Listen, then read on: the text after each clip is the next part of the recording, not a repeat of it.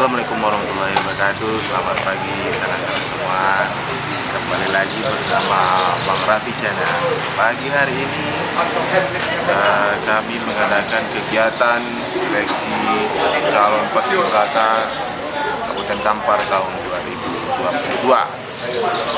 Oke, gimana keseruannya? Ikuti terus Bang Raffi Channel. Assalamualaikum warahmatullahi wabarakatuh.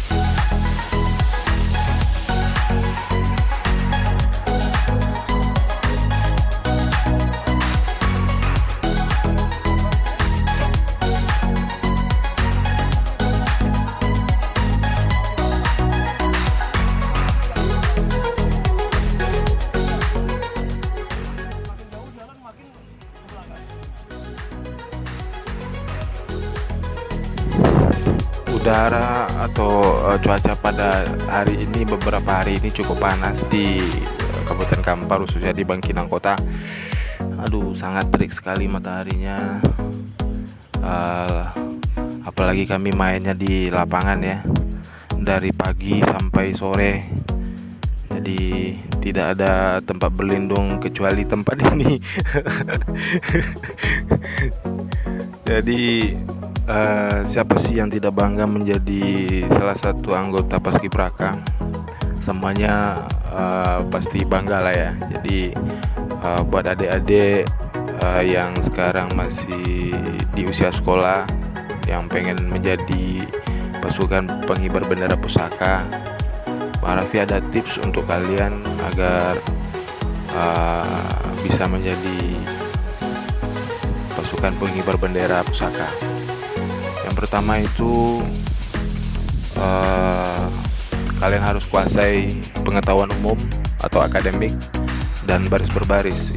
Hal ini sangat penting karena dalam tes paskibraka itu ada tes tertulis yang mengedepankan akademik, yang poin penilaiannya itu cukup tinggi.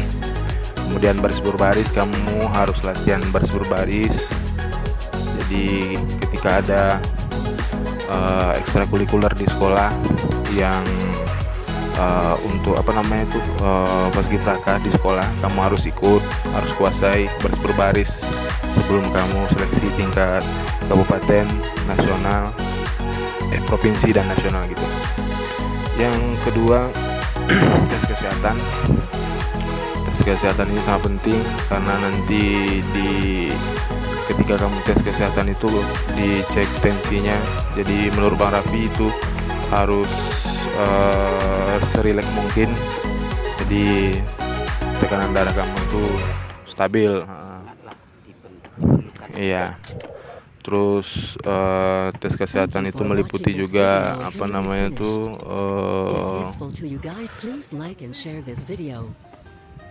cek pertama cek tensi tadi, terus ada cek mata, terus tinggi badan juga ada. Selain itu ada semuanya diukur, termasuk lingkar pinggang, lingkar dada, segala macamnya diukur, termasuk berat kamu. Jadi berat badannya harus di ini juga kan, diidealkan juga. Dan ketiga ada tes psikotes. Psikotes ini sangat berpengaruh ketika kamu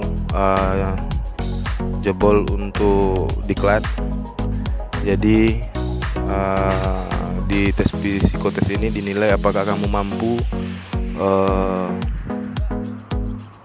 dalam tekanan gitu, karena kita di lapangan penuh dengan tekanan gitu kan. Terus tes wawancara. Kalau tes wawancara ini jangan sesekali kamu tuh berbohong gitu, karena tim pengujinya tuh tahu kalau kamu tuh sedang berbohong. Jadi apa yang ditanya jawab aja jujur gitu, nggak usah berbohong gitu. Terus yang ke berapa lagi ya? 5 ya. Kelima itu ada tes postur tinggi kamu kan, berapa tingginya. Jadi kalau standarnya kalau untuk tingkat kabupaten itu yang cowoknya itu 170 ke atas, yang ceweknya itu 165 ke atas. Kalau tingkat provinsi dan nasional itu cowoknya 175 ke atas dan ceweknya 170 ke atas. Jadi bagi kamu yang mempunyai tinggi seperti itu, yang ragu-ragu untuk ngikutin seleksi paskibraka. Jadi untuk tes berikutnya tes fisik. Jadi kamu tuh harus rajin maraton atau lari gitu, renang. Jadi itu sangat menunjang sekali ketika kita mengikuti tes. Jadi tesnya tuh kalau di sini berapa putaran gitu kan, berapa menit dihitungnya, berapa putaran kamu dapat gitu. 8 menit sebanyak mungkin. Ya, waktunya 8 menit, putarannya sebanyak mungkin gitu. Jadi kamu harus latihan lari juga dari sekarang, push up, pull up segala macamnya. Jadi harus kamu kuasai. Kalau kamu pengen menjadi seorang paskibraka atau pasukan pengibar bendera. Oke, demikian tips dari Bang Raffi. Semoga bermanfaat bagi kalian yang berminat menjadi pasukan pengibar bendera pusaka. Oke, jangan lupa subscribe Bang Raffi channel. Assalamualaikum warahmatullahi wabarakatuh.